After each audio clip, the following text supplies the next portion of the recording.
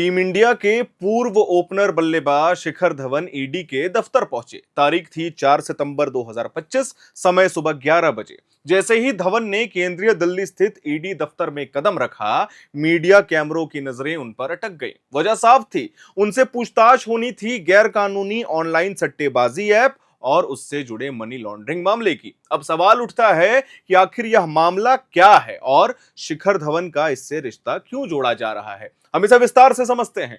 भारत में पिछले कुछ सालों से ऑनलाइन सट्टेबाजी और गेमिंग एप्स की बाढ़ सी आ गई है। इसमें सबसे बड़ा नाम है 1xBet। यह ऐप अपने आप को गेमिंग या स्पोर्ट्स बेटिंग प्लेटफॉर्म कहता है, लेकिन हकीकत यह है कि इससे असली पैसे से जुआ और सट्टेबाजी करवाई जाती है, ये मीडिया रिपोर्ट्स कहती हैं। क्रिकेट मैच हो, कसिनो पे गेम्स हो या फिर तमाम तरीके की बेटिंग 1xBet पे चलाई जाती है। भारतीय कानून साफ कहता है कि असली पैसों से ऑनलाइन जुआ या सट्टेबाजी करना पूरी तरीके से गैर कानूनी है। इसके बावजूद ये ऐप सोशल मीडिया, यूट्यूब और विज्ञापनों के जरिए लाखों करोड़ों लोगों तक पहुंच रहे हैं। कई बार इन ऐप्स को बढ़ावा देने के लिए बड़े बड़े चेहरे यानी खिलाड़ी हो, अभिनेता हो या फिर सोशल मीडिया इन्फ्लुएंसर्स हो, इनको ब्रांड एम्बेसडर्स बना लिया जाता है। इसी कड़ी में शिखर धवन का नाम सामने आया। बताया जा रहा है कि धवन का रिश्ता इस ऐप से एंडोर्समेंट यानी कि प्रचार प्रसार के जरिए जुड़ा है। ईडी की जांच सिर्फ धवन तक सीमित नहीं है, इससे पहले सुरेश रैना से भी पूछताछ हो चुकी है। यानी कि साफ है कि एजेंसी कई खिलाड़ियों और नामचीन हस्तियों को घेरे में ले रही है। असल में यह मामला सिर्फ जुए या सट्टेबाजी तक सीमित नहीं है।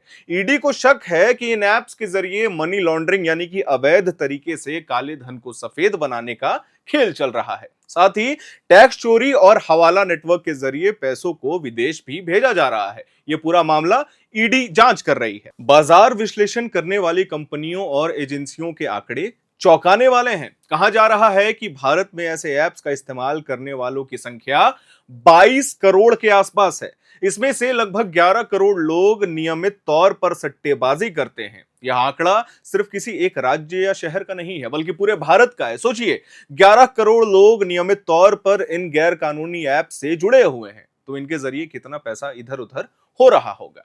इन्हीं आंकड़ों के आधार पर सरकार और एजेंसियां लगातार चेतावनी देती रही हैं कि ये ऐप्स लोगों को बर्बादी के रास्ते पर ले जा रही है।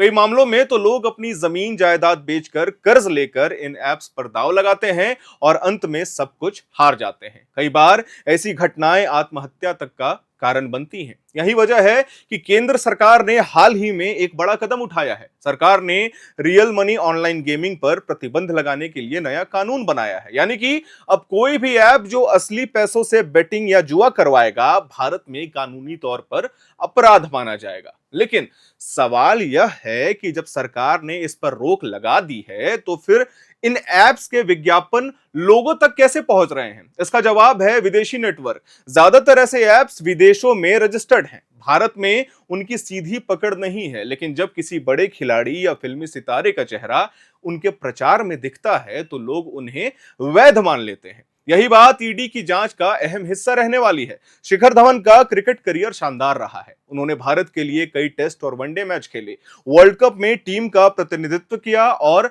आईसीसी टूर्नामेंट में बेहतरीन पारियां खेली हैं। क्रिकेट से संन्यास लेने के बाद वह सोशल मीडिया और बिजनेस वर्ल्ड में भी सक्रिय रहे हैं, लेकिन अब उनका नाम इस तरह से विवाद में आना क्रिकेट प्रेमियों के लिए चौंकाने वाला है।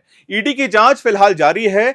धवन से कई घंटों तक सवाल जवाब हो रहा है और यह संभव है कि आगे भी पूछताछ होगा। अगर एजेंसी को यह साबित करने वाले सबूत मिलते हैं कि उन्हें पता था कि यह ऐप अवैध हैं, तो उन पर जुर्माना या कानूनी कार्रवाई भी हो सकती है। वहीं अगर यह साबित हो जाए कि उन्होंने सिर्फ एक सामान्य ब्रांडिंग समझकर विज्ञापन किया और उन्हें इनकी गैर कानूनी प्रकृति की जानकारी नहीं थी, तो मामला हल्का भी पड़ सकता है। लेकिन बड़ा सवाल यही है कि क्या सिर्फ खिलाड़ी और अभिनेता जिम्मेदार हैं, या फिर इन ऐप्स को बढ़ावा देने वाली पूरी व्यवस्था को पकड़ा जाना चाहिए? क्योंकि जिस तरह से करोड़ों लोग इसमें फंसते हैं, उससे साफ है कि यह सिर्फ विज्ञापन का असर नहीं, बल्कि कानून की ढिलाई और विदेशी सर्वर का खेल भी है। ईडी का दावा है कि कई अलग अलग केसों में जांच चल रही है। करोड़ों रुपए के निवेश और टैक्स चोरी के मामले सामने आ चुके हैं। अब एजेंसी की कोशिश है कि इन पैसों के असली स्रोत तक पहुंचा जा सके, ताकि असली गुनहगार को भी पकड़ा जाए। संक्षेप में कहें तो शिखर धवन का ईडी दफ्तर पहुंचना सिर्फ एक खिलाड़ी की पूछताछ नहीं है, बल्कि ये उस बड़े तंत्र की पड़ताल है जिससे गैर कानूनी ऐप्स, करोड़ों रुपए का लेन देन और आम जनता की मेहनत की कमाई दांव पर लग रही है। धवन का बयान दर्ज हो चुका है, अब देखना होगा कि आगे ईडी की जांच किस दिशा में जाती है, लेकिन इतना तय है कि यह मामला आने वाले दिनों में और बड़ा रूप ले सकता है और कई और मशहूर चेहरे तक इसकी आंच भी पहुंच सकती है। जैसे जैसे इस मामले का अपडेट्स आता जाएगा, हम अपने चैनल के माध्यम से अपने दर्शकों को देते जाएंगे। मैं उम्मीद करता हूं कि आपको यह जानकारी पसंद आई होगी। इसे लाइक करिएगा, शेयर करिएगा, हमारे चैनल को सब्सक्राइब करिएगा। आप देख रहे हैं एयर नाउ और मेरा नाम है हर्ष।